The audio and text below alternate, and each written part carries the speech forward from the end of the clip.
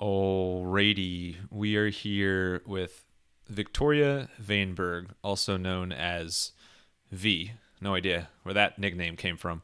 Nope. The Chief Customer Officer, CMO of Nanit, a company that's super close to home for for Dana and I these days. But really, really cool brand. We'll get to some of the other cool brands that you've worked with as well in this. But V, uh, one of the hardest nicknames to remember I've ever come across. V, thank you so much for joining, making time today. How you doing today? I'm good. Thanks for having me. Yeah, of course, of course. My pleasure. So before we get to Nanit, Yes. I just was going through your LinkedIn, basically your online resume of all the stops that you've had before Nanit, and as if Nanit wasn't cool enough, I have like a rapid. I'm going to start with rapid fire this Okay. time for Okay. based on your background. So I hope you've been brushing up on your CV, Yep. V. But first, ESPN. I mean, I think it's anybody who grows up a sports fan, it's like their dream to work at ESPN. How would you say working at ESPN compared to like what many young boys and girls dream of? Um, the time that I had there was I was one of those people. It's like I want to work at Nike, ESPN, or I used to say like a sports agency, but I interned at one, so then I eliminated that off my list. So um, it was a dream and a great time. I feel like I was there in like the heyday of like getting the best kind of young person's experience working um, at ESPN, and I did work in Bristol for a year, so I had the real campus experience, and then I was in New York. But it also teaches you that work is still work. Like you're talking about digital, whatever. Even though the topic is sports, you're still, you're not just running around pretending to live out an athlete dream while you're there. Right. And as if that dream wasn't enough. So you were also at Anheuser-Busch, which, by the way, I always say that wrong. No, Anheuser, no, that's Anheuser. how I say it. Anheuser-Busch. Cool. So Anheuser-Busch. AB InBev. AB So InBev, yeah. um, it's many little boys and girls' dream to grow up and work at a beer company. No, I'm just No. kidding. But slightly different tone, but Yeah. really, really cool. Legendary company. Yeah. Super amazing CPG education to get. What's did you get any free beer there? So much, honestly. I think I worked on the Budweiser, like Bud Heavy, when I first started, and it was like I'd say an unwritten rule to try to drink the brand that you worked on. Um, I drank a lot of Budweiser, and I like could not drink it anymore after some time. And then when I was like overseeing digital and worked on all the brands, it unlocked my happy hour variety because I could drink across portfolio. But there really was like you work on Bud Light, you drink Bud Light. You work on Michelob Ultra, you drink that. So, but yes. And I got a lot of free beer for my wedding, which was very nice.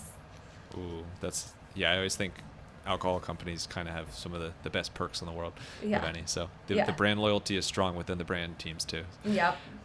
And then, speaking of consuming, Resy, Yes. um, which actually I think that Resy's become so popular that when I go to make a reservation, I just say like, with family and friends, like, oh, I just made a Made a Resy, which Resy. I don't even think about it. It's like second Yeah. nature now. That But was the goal, and well, at least when I started, we used to say that. How do we make people say, "I'm going to make a resi" instead of a reservation? So I'm your ultimate guinea thank pig. you, I'm, thank you for that.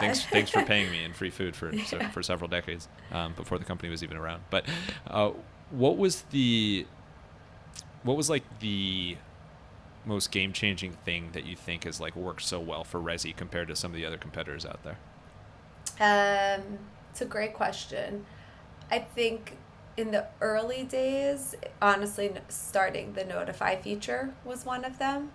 It's like a good reminder that sometimes what are seemingly small things can really kind of carry you for a while. So I think there were a lot of really smart features that didn't exist anywhere else that were so obvious. Like, of course, you should be able to be told if a table at a restaurant you really want to go to opens up. Obviously, that's commonplace now. Um, and I feel like one of the things we did right was start to bring like the experience of restaurants to people versus it being this like commodity of just a table, right? And obviously experiences are something people are willing to spend on, and there's like cachet and all that, but that was a lot of what we focused on, was like kind of access to this kind of insider's world of restaurants that I think a lot of people want to feel a part of. And actually, I don't think we've so I you just like loved what I said about Resy with the name, and now you're gonna hate me. No. I don't think we've actually used the notify feature, but I've heard it's really cool. Oh, you haven't? What is it like? Oh, Yeah, what I'm is surprised. well, we never leave the house these days. But besides that, like, what's the, in a nutshell, what Yes, is you basically, let's say you go to try to book to Resy, which very hard to get into.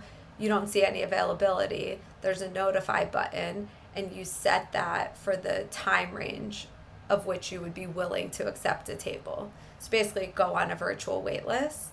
And then when a table opens up, oftentimes the restaurants will batch release it to everybody who has set, let's say, that same window from 7 to 8. And then it's like a race to get the table. So it's true, you get a notification and you have to go as quickly as you can to grab it. So it's sort of like commoditized the wait list and almost gamified it. Like you feel like you won when you snagged the notify, but it's a way that people are able to get into these restaurants that often have a super long, right, multi-week wait list. And it helps the restaurant fill the table, more importantly. So like if you're going to lose that last minute table that you planned for as a restaurant, but you're able to fill it, you're helping the restaurant in turn not lose business that night. Well, now you know that I live under a rock, so that's good. Sorry about that. It sets the stage for the rest of the interview. You're going to need to do a lot of explaining. But no, it's a brilliant feature. And like, yeah, there's so many stories out there of brands, companies that come up with like a seemingly small idea that transforms it. And, and now it's even reaching the mind of Max. So here we are. Last thing before the real thing. I'm just kidding. Zola. Yeah. So, you know, you kind of bounce around with your career, but it's almost like the different stages of life. You know, it's like when you can drink and when you can go to, you know, when you can have a wedding, and then we'll get to babies. But Zola, another super cool company that's kind of like taken over everything. I know at your time there, it wasn't just about Zola in like the traditional wedding sense, but actually like Zola Baby and that side of things came up as well. Can you share like what it was like, you know, introducing and growing that baby part of a company that traditionally is known for weddings? Yeah, I mean, there is a method, I guess, to my career decision madness. But yeah, I definitely joined Zola in a time where we were growing a lot of different pillars of the business, because many people know it started as a registry business, right? Reinventing kind of what wedding registries were. And now I think, right, pretty commonplace to think about cash funds and group gifting and being able to drop anything you want on the internet on your registry. But I used Zola in 2017 when I got married. And I remember thinking, like, it's been a while. It's never too late for congrats. No, thank you. But I remember at the time being like, oh, thank God there's something here where I can, like, and I did. I had, like, a house fund, a charity, and, like, one other thing. And we lived in a small apartment in New York City, so we didn't want stuff. And, like, you know, Zola really reinvented that whole universe, which is amazing. And then over time, right, expanded to free tools and everything to help you plan a wedding. And so I got to work on, I'd say, like, the growth on a number of parts of that planning journey. And, like, one thing, right, to learn about in business in general is thinking about your customer LTV and where can they go and how's the business going to grow. And it was a very natural thing for us to hear from customers all the time to say, I love Zola so much, right? You've helped me through this amazing, emotional, important time of my life. And, like, now I'm having a baby and, like, why do I have to go? Like, why don't you guys have a wedding registry? Or, I mean, a baby registry. And people were just hacking wedding registries to make baby registries anyway. Because they were saying, I can find a bunch of items or I could do a cash fund, and I love how this works. And so it was really a matter of like when, not if, that we were going to be able to do it. So as if we haven't grilled you enough on your career, next we're going to go back to high school. No, I'm just kidding. No, we might talk about some of that later. But the Zola baby experience actually ties swimmingly to what you're doing now at Nanit. And I think for any new parent out there, when you obviously there's a million different baby products out there, but one of the key things you need is a baby monitor. And we were recommended by so many people about Nanit, once you like try it out and use it yourself, you're like, this is the coolest technology I've ever seen. Like it really is a game changer like that. Like there's the app, it's all control. You know, you could be in the other room and totally customize. You can talk into your phone and talk to your baby. Like there's so many features. Again, you know, you just have to pay me in multiple nanits, and then I'll just keep rattling it off. No. But what was it about Nanit as a company that's actually caught your attention in the first place? Yeah, as I said to you before we started chatting, I have 3 kids. I admittedly did not have a Nanit, and now I have one. And I'm like, this would have been incredible. Like, you know, and it's on the surface, I think people do hear baby monitor, and I actually don't think that encompasses what we do, because what we're creating and what parents experience who give you those recommendations, and sort of the immense like love that we hear about for Nanit, I think is more about how we're really a parenting app. It's all just powered by a baby monitor, right? And I think what drew me in was sort of understanding that bigger picture of what it is maybe today and all the opportunity that we have ahead of us. So that from a kind of product and app standpoint, digital experience standpoint, was super appealing to me. I mean, it's an incredible product. It's an AI-powered baby monitor. It feels so simple, but it's like incredibly complex. And when you do spend time with like the R&D team and the tech team that builds it, your mind is honestly would be blown by what they were able to create. And at the same time, I said, I mean, I am a mom of 3, and it's easy for me to talk about parenting, and I have a lot of feelings and opinions, and to be able to further build up a brand in a space that's obviously part of my day-to-day life is really exciting. I love sports, I love restaurants, like I talk about those all the time too. But I think where we want to evolve to from a true brand standpoint is, of course, something that is like a stage of my life that I'm like very happy to be engaging on. Well, congrats on the engagement as well. Now, so you mentioned 3 kids, and actually to give a little bit more detail, 2 of those are identical twin girls. Fraternal, but twins, yes. Oh, I'm sorry. That's okay. Well, you know what? Let's just start the interview. No, for 2 of those are twin girls. Yes. Let me rephrase that. I got bad information from probably my own head. I made it up. Yeah. But Dana and I have been saying since the beginning with our journey, bringing up raising Jamie in our short experience so far, of just like how much more respect we have now for parents of twins. Like it is so much. Like one child at a time is so much. You can't imagine 2 at the same time. And same thing with like single parents, or like anybody kind of stepping in as a caregiver. Like it's just like so much. It's unbelievable. But from the Nanit standpoint, so I think like as CMO / Chief Customer Officer, we'll just use those interchangeably. Mm-hmm. It's a really interesting space because parents, especially new parents, are like so selective and so choiceful about what type of products they use and what sort of stuff they use to support and help raise their children.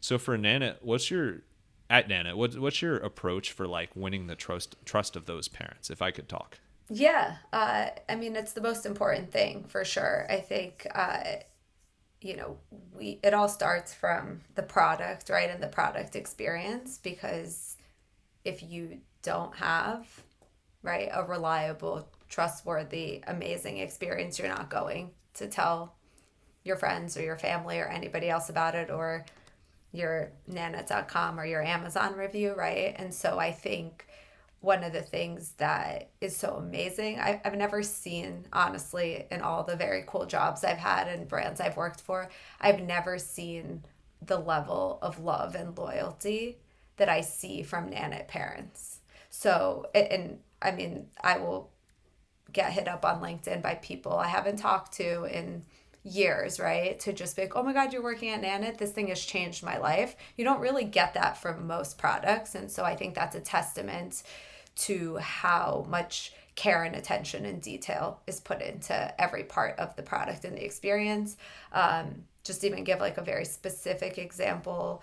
It's like we won't release a feature until the team's tested it enough for accuracy, right? Because as a parent, right, you're hyper aware, especially if you're a new parent, of every little thing. And if you feel like the information that you're getting on a critical item is wrong or, you know, pretty error prone, you're not going to trust the product anymore. So I think that's a big piece of it. And then I think a lot is just around the, you know, the community that we've built, right? The support that we're giving to parents, the non-judgmental sort of, I think, brand experience that we provide. I think those are all the core things that we stick to every day, kind of leading with care.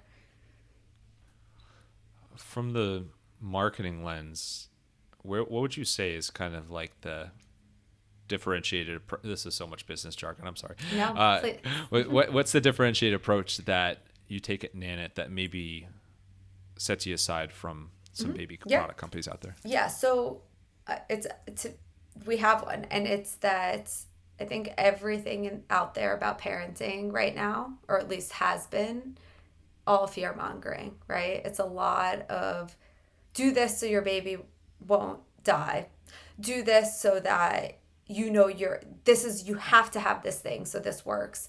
Parenting is the worst. It's miserable, right? Like the Chapel Roan thing that blew up, it's like, it's hell. It's all these awful things, right? And I don't think most people are going into, those who are actively trying to have a child aren't approaching that experience with that in mind. They know it might be hard. They know that there's going to be obstacles, right, of cost and many, many challenges. But most people are going into that with this like happy, optimistic view of something that they want to do together, right? And I think about the joy that children bring into your life. And so I think as a brand, number one, it's our job to also remember to evoke happiness and joy. Like, we don't view parenthood as the worst decision. We view it as the best decision you've ever made. I hope it's not the absolute worst, though. I mean, everyone's gonna have terrible days. Like, we all know that, right? But in the grand scheme of things, you know, I think it's the best thing I've ever done, right? So how do we continue to play on that positive side, which doesn't mean being inauthentic, and it doesn't mean not acknowledging that, you know, it's hard to get sleep in the beginning or whatever. And the product and the experience that we have is actually creating a happier and healthier version of parenthood. And we see that actually in our own data. Like, we did a parent report that we released earlier this year. And what was kind of amazing to see is the level of like peace of mind, confidence that Nanit parents felt. It's like almost 90% of Nanit parents say they feel confident, which is an amazing thing to have, but that's being fueled by what the product provides for you, right? Because you have information and you understand how to help your baby get more sleep, and Nanit babies do get more sleep, and you're connected to them, right? Because you can check on your app and see them when you're not home, or talk to them, or all these things that you named. And so we really, like, that is the difference, is that we want to show you this side of parenthood that frankly is pretty great. Yeah, it's pretty great. I appreciate you reframing it there, because yeah, I mean, I know Dana and I had the same exact mindset of like, you know, before Jamie came into the world, it's like yes, you are concerned, and like you get concerned about every little thing, but overwhelmingly you're so excited and like can't wait to meet your child and raise your child, and that, like it is such a high percentage a positive thing as opposed to like a negative scared thing, even though totally rational to be Of course, fearful and scared. yeah. So that approach is spot on. And speaking of all those features that, I mean, I just mentioned the tip of all the features that are part of the app, which now you've taught me, I'll call it an app first, and Baby Monitor is part of that. But can you give us a little peek behind the curtain of like how Nanit as a company, like how the team decides like what sort of features are worth experimenting and actually like rolling out to the larger community base? Yeah, definitely. So, I mean, from one end, we're always talking to and listening to our parents. As we speak. Yeah, tell me what you're looking for. But, look, I mean, it's a combination. If you can give, like pour a beer as part of it and then put ESPN on TV. Well, no, I'm just kidding. Yeah, I mean, listen, wait till my kids they run and deliver beers during parties to other adults when they're asked, so it's possible. That's a good thing to look forward to. Thank you. Yeah, I said it's a combo. I mean, of course, we sort of are looking at, let's call it market research, right? External information. We're very actively talking to our parents all the time, both proactively testing feature development ideas and then also kind of reactively based on what we hear. We run various beta groups to kind of test into features and develop them. And I think there's a third piece which is important, is Nanit was really a category creator. And so there is a component of us also building towards where we see things moving. And so, Wi-Fi enabled monitors, right, 10 years ago weren't really a thing. And I think, unfortunately, I think there are still a lot of people, using a non-Wi-Fi based monitor and barely getting a signal in their own house. So I think there is a component where you have to think about how are you further creating the category and getting ahead of where people are going to be soon to stay a leader in the space. And from your side in marketing and customer success, what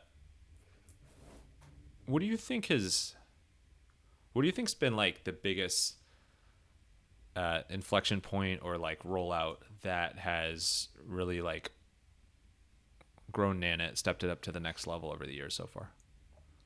Yeah, I mean, I think that I haven't been here for long enough to take credit for any of it, but I do think that there was sort of maybe a cultural societal shift into understanding how this product, which was created 10, 11 years ago, could actually improve your experience, how it went beyond being this traditional monitor. So I think all the work that had been done at the company sort of had its moment, so to speak, right? Where people were saying I could have this experience where I leave my house and I can still see my baby. And I think it also, kind of following the trends of proactive attention to data and wellness and health, right? It's like we expect to see that as adults now, right? It's like I can have an Apple Watch and I want to track information about myself, and you should be able to have more information about your baby, right? In a time where they can't speak and can't tell you that. So I think some of it's followed, right? The just general kind of call it societal development. And then I think, like I said, the product at its core has always been amazing. And I think there started to be a lot of reviews and awards and all these things, and Nanit's been at the top of that list forever. So for sure, when you're starting to research and look for what you might want, right, and you're starting to see this Nanit pop up everywhere with these incredible reviews and awards, I think that started a strong trend of people really learning and getting it and kind of kicking off the word of mouth flywheel. Yeah, it talks to the parenting app overall, and then how you kind of directly refer to your customers as parents. Yeah. And I mean, they're both your customers as well as your market research Yep. pupils' insights. Totally. But Yeah. And we're all over the internet. That's the other thing. Yeah. I mean, look at Instagram and the things people are sharing, and like, frankly, the athletes and the celebrities and all the other people who use us. And it's like you start to see this thing everywhere, and you're like, what is it? Where are all these cute baby videos coming from, right? Yeah. On that note, from the community standpoint, like what's kind of your biggest goal in terms of continuing to drive and build community within the Nanit community? Wow, that sounded brilliant. Yeah. I mean, we do have a community, and I think we have a lot of opportunity to continue to connect parents with one another.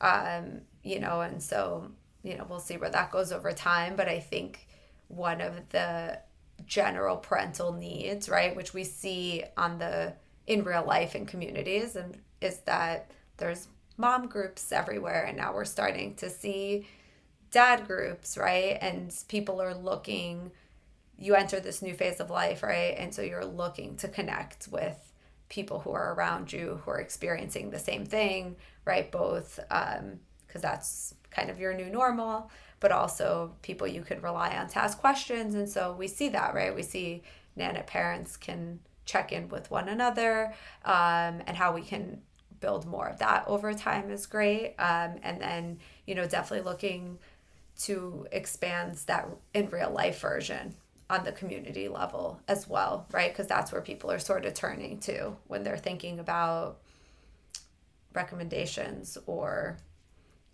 products or what they want to do. And so, I think we have a ton of opportunity to keep building it. Well, I think I've drilled you enough for now.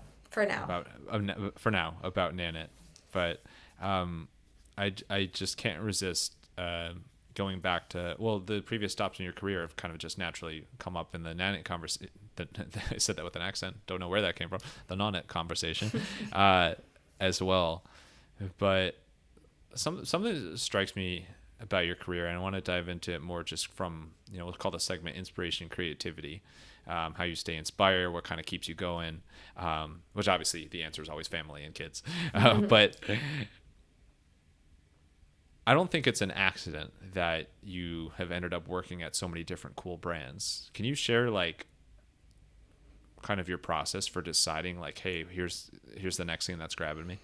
Yeah. I mean, I feel very lucky that I have worked at a lot of brands that get that kind of response of I love those, and I feel like that the trademark cool brands category. Yeah, I do feel very lucky about that, and I do also think a lot about what brands and company I'm going to work for or work on, and it's because I think you have to like really believe in and like what you're working on to do an even better job, let's say, than your best job. Of course, if you said like I need you to go work on whatever, insert category here that feels less quote unquote cool. The watching paint dry. Sure. Like of course I could and I would do it, and but I like to feel very connected to, I guess, and inspired by what I'm doing, and I want to market something I believe in. I don't want to be like lying about the thing that I'm trying to market, because that makes it very inauthentic and difficult, and I'm a pretty straightforward and authentic person, I would say, and so I don't want to feel like I'm like doing like, I don't know, fake messaging to try to convince you of something. And so that's always been a driver for me. It's like if I'm committing to something, I'm always all in, and I want to be all in on something that I can get behind myself. When you're not all in on work. Yes. So outside of work, what's a hobby you have that people would be surprised by? That I don't have one. No, I mean, it's actually, this is a question I feel like, I don't know what clip I was listening to. Someone was like, make it okay to not have hobbies. I wish I had more, but I mean, in all honesty, like, I like to work out and I need to work out. It like makes my brain function. That's what I say. Yeah. It's not like, and maybe it's since starting a business or just once you've been in business for Yeah. X many years, I especially realized this, after we had our daughter, like I mentally, I need the gym. Yes. Like I call it recess. Yeah. I mean, truly, like I have to do it. But I like it too. So like that's a must. Yeah. And I mean, I was an athlete once, so I think it's Still are. Once an athlete, always an athlete. I mean, sort of, but like I have to. So that's one. I'm like refinding my desire to bake, which I used to do as a kid, and now I'll like kind of get back into it. So I guess that's the closest thing to hobby. But I mean, honestly, I'm working and then prioritizing as much family time as I can, and now getting my kids to do any kind of active sport or activity with me is a win. So whatever they're willing to do, or like I'm starting to try to get in on their sports, which is kind of fun for me. Well, on the baking note, Yes. What's like do you have like V's secret recipe? Not the recipe, but favorite item to bake? I'd say I have found an amazing brownie recipe, and I'm very good at making it. But my best skill is the pastry tasting circuit. If there's a new bakery, I will go to it. I will try all the things. I have very strong opinions about what desserts are good and worth it. So it's the eating. It's very selfless of you to try so many delicious things. Yeah, I'm happy to report back anytime. But yeah, love a good dessert and coffee shop. All right. Well, hopefully you love a good rapid fire Q&A, because we got one more rapid fire Q&A segment to wrap things up. You ready for it? Ready. All right, let's get wild. Okay. Tennis. You hinted at being an athlete. From as I call it, friendly stalking you as I researched my guests. Yeah. I saw that you actually played tennis at Cuse. I did. Based on your background, it seems like you're pretty damn good at tennis. Once upon a time, yeah. And very humble about it. But what's the best like business or life lesson that you learned from your tennis career? I always give this answer, so I'm going to give a different one today because. Thank you. I appreciate that. I'll send you a brownie. The best thing I've learned is how I operate is like a tennis match, which is you have to think about what you're going to hit right now because of what they're going to hit to you, and then what you're going to hit after that. So you're thinking about like 3 steps very quickly at once, and that is kind of how I apply my brain at work, which often means that I've thought about the question you're going to ask me, so I'm also going to answer it in addition to thinking about what we should do. Oh, so you play like mental tennis in your professional career now. Yes. That's an amazing insight. It's also terrifying for me because the length it just took me to count to 3 in my head was way longer than 3 seconds. Speaking of tennis, so not to date this interview, but at the time of recording, we're fresh off like a thrilling French Open where Coco won the women's, and then Alcaraz and Sinner had one of the best matches of all time in the final. So who is like your all-time professional tennis idol? I'm Roger for life. There's nobody else. There's only one. If you're a tennis purist, there's only one correct answer, and that is Roger. I massively respect all the other guys, but there's only one real GOAT, and it's Roger. It would be so interesting to see what happens because and obviously on the women's side, like Martina, and there's so many amazing ones, and then Serena kind of took everything at a whole nother level. But for men's, I remember growing up, Roger was. I swear every time you watch SportsCenter, shout out ESPN, he had just won another tournament. And it was like that forever. And then somehow, like Nadal and Djokovic came around, and I'm like, how are these guys like topping some of his records? Like it's unbelievable. And I mean, now these guys who are playing are even better. They're like 12 years old. So it is. That was one of the best. I didn't even honestly get to watch the whole match, unfortunately, but. As long as you caught the last 5 hours. I feel for poor Sinner. That is brutal. But and I will now interject your interview to say Andy Roddick does a podcast, and he was commenting that he now very definitively feels like tennis players are the, most elite athletes in the world, because name another sport where you're playing by yourself for over 5 hours, no coaching, no halftime, no, and at like the most peak level. And I feel like that's what the French Open was. In another American In legend another there, time, but no, I was thinking that too, of just how it's like they're running a marathon while playing tennis and while they're thinking about 3 steps ahead, as you said. Yeah, so, epic. In the heat often. All right. Speaking of podcasts, I heard that you've been part of a podcast club, like you're a big podcast with the B, podcast with the P, Yeah. listener yourself. What is a podcast other than this one? Thank you. Yes. That you've come across over the years that's kind of like a hidden gem that it's like, ooh, more people should know about this. Oof, that's a great question. I don't know that I have hidden gems. I do a lot of true crime. I will say I do the standards. Like, I do a lot of smart lists when it's a friend of theirs. I do Amy Poehler. Yeah, I was gonna ask. I said I do Amy Poehler's new one sometimes. And then from a business standpoint, I've recently gotten more into the Diary of a CEO. That he's like taking over. It's unbelievable how big that show is. So for certain interviews, I find them very insightful and interesting. But I will have to find a gem, because I don't think I have one on my repertoire. But if you have one for me, I'm all ears. Thank you. Well, I've heard good things about Wild Business Growth, but besides that, yes. ESPN. Did you ever get to meet any athletes? Yes, a lot.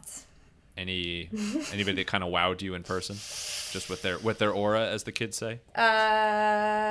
Oof. I mean, I still have never met Federer, and that was like always my hope that I would one day, and I still never have, and I don't know what I would do.